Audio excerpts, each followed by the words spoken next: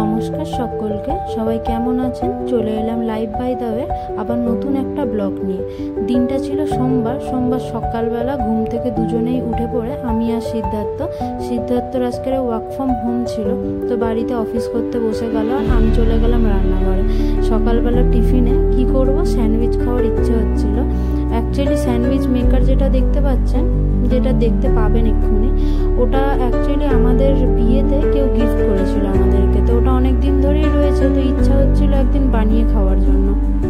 আমাদের বাড়িতে আমরা দুজনেই একটু ময়দা জিনিসটা খুব অ্যাভয়েড করে থাকার চেষ্টা করি, তো তাই জন্য পাউরুটি খুব একটা খাওয়া হয় না আমাদের।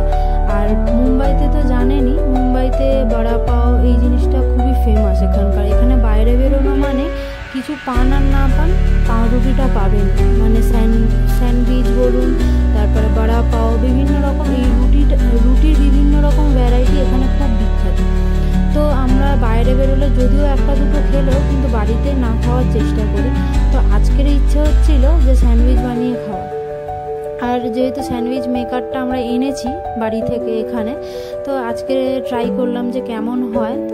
তার জন্য ডিম সিদ্ধ আগে থেকেই বসিয়ে দিয়েছিলাম। ডিম সিদ্ধ হয়ে গেলে ডিম আর শসা দুটোই গ্রেট করে নিয়েছি।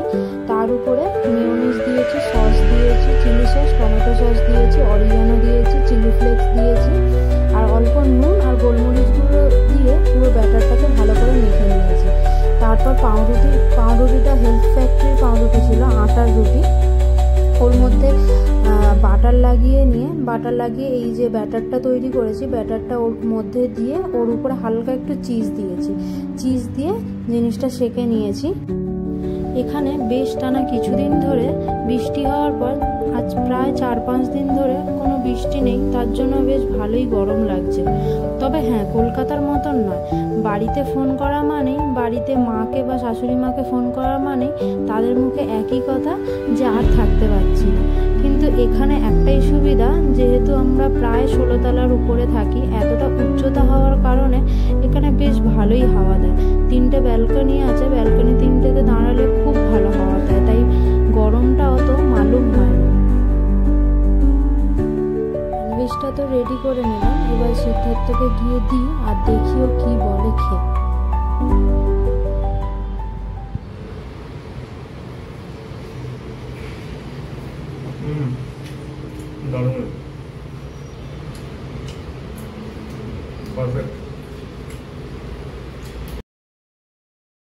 সকালবেলার টিফিন তো হলো, তারপর দুপুরবেলা রান্না করেছিলাম মুসুর ডাল, মাছ ভাজা, বেগুন ভর্তা আর লাউ ডিম দিয়ে রান্না করেছিলাম।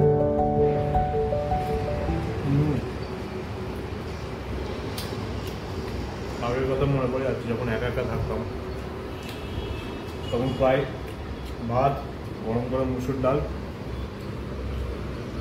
হয় ডিম সেদ্ধ না আলু সেদ্ধ, হেভি খাওয়া। মাঝে মাঝে রসুন ফোড়ন দিয়ে দিতাম ডালে, দারুণ লাগতো। তুমি তো বললে এখানে শুনেছি নাকি মহারাষ্ট্রে সব কিছুতেই রসুন দেয়। এখানে ডালেও রসুন খায়, মাঝে মাঝে আমি ওটা ট্রাই করতাম, ডালে রসুন দিয়ে দিতাম, বেশ ভালো লাগে।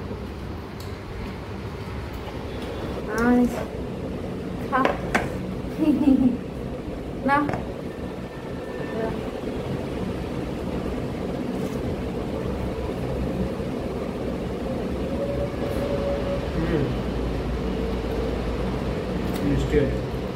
ভালো মিষ্টি। আগের দিন মাছের বাজারে গিয়ে আম কিনেছিলাম, মনে আছে? আমগুলো সত্যি খুব ভালো। আমার তো আম খেতে ভীষণ ভালো লাগে। আর ভাত খাওয়ার পরে এই আমগুলো কেটে দুজন মিলে খাচ্ছিলাম। আজকের জন্য এই পর্যন্তই, দেখা হবে আবার নতুন ব্লগে।